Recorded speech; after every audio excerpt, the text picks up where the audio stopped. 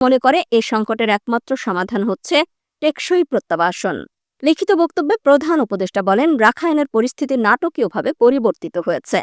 Arakan army বর্তমানে Bangladesh Myanmar সীমান্তে 271 kilometre এবং রাখাইনের 17টির মধ্যে 14টি টাউনশিপ নিয়ন্ত্রণ করছে।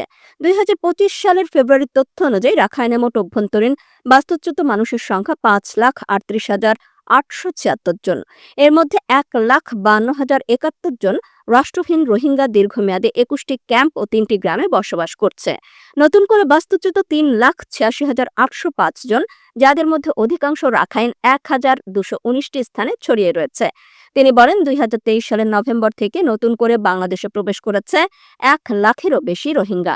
2024 সালের ফেব্রুয়ারি থেকে আরাকান আর্মির হামলার মুখে 909 জন মিয়ানমার নিরাপত্তা বাহিনীর সদস্য বাংলাদেশে আশ্রয় নেয়। এর মধ্যে 875 জনকে ফেরত পাঠানো হয়েছে এবং 34 জনকে শীঘ্রই পাঠানো হবে।